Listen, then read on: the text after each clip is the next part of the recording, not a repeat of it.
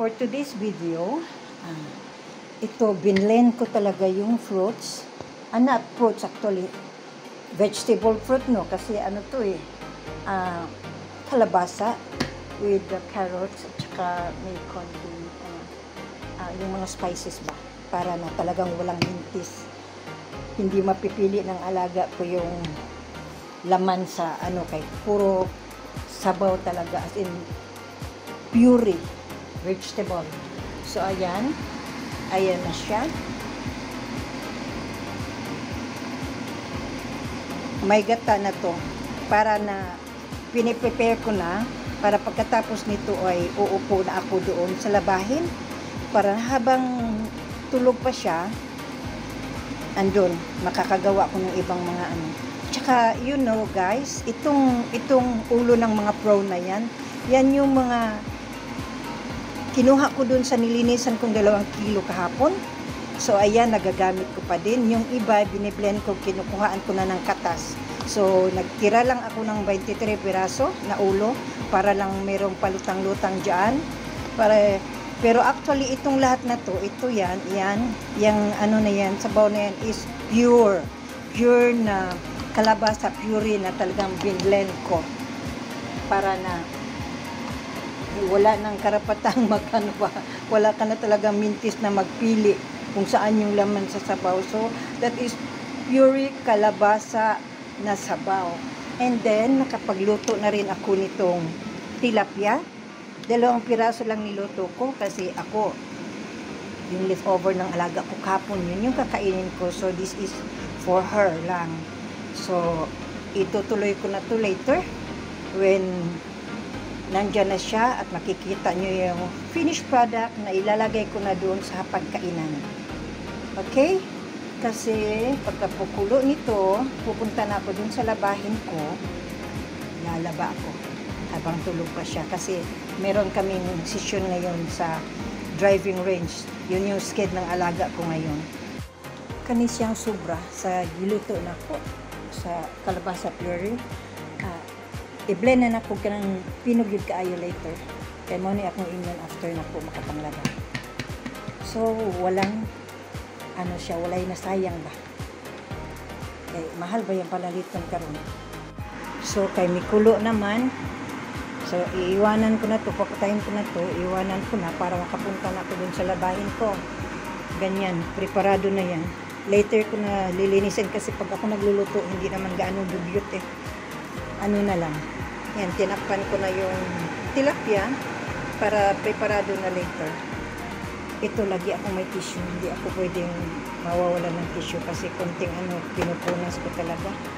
Kaya, ayan. Since nakakulo na siya, iwanan ko na, papatayin ko na, iwanan ko na makapunta na ako doon sa aking labahin. Hininto ko muna guys yung aking paglalaba kasi alauna pala yung alis namin. So, almost 11 na. Kailangan ko pang pakainin muna yung aking alaga. So, yung labahin ko na yan. Hinto ko muna. Ayan. Nakaligo na ako. Kailangan ko lang balikan later. Yung galing na kami doon sa Kasi wala na. Nagahol na ako sa oras As I have said, hininto ko muna yung aking paglalaba kasi kailangan na namin makapag-prepare mga an hour na makapag-prepare kami kasi meron nga session yung aking alaga. So, guys, ito yung na-prepare kanina. Ayan. Kalabasa, puree good na siya nga soap. And then, ayan yung kanyang tilapia and the rice. And ito yung kanyang drinks. Yung kanyang drinks is may pineapple juice siya. And since para healthy talaga, alam mo na. Yung water namin is may lemon, cucumber, at saka mint. Yan yung water namin ngayon. At saka yan din yung babaunin namin later. So, this is for now. Kasi yung oras is tumatakbo at alam mo na, madali lang yung takbo ng oras, kaya kailangan magmamadali. Kasi yung pagkakain namin, hindi naman yan yung pagkasubo, lunok. So, Maraming salamat sa inyong panunood. Thank you guys.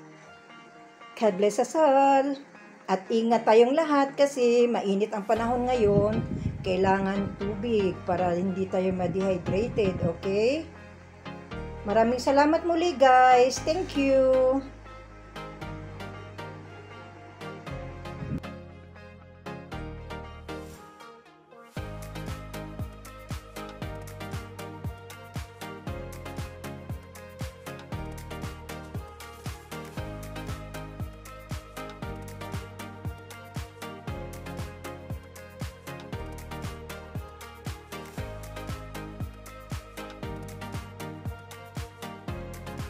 Oh, ito na ay yung mula ng kanina pag-alis namin. Ngayon ko lang nasampay itong yung nilaban ko kanina, hindi ko natapos. Ngayong gabi, mag-alas 11 na.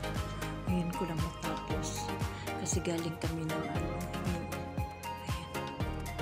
Inayos ko kasi muna eh.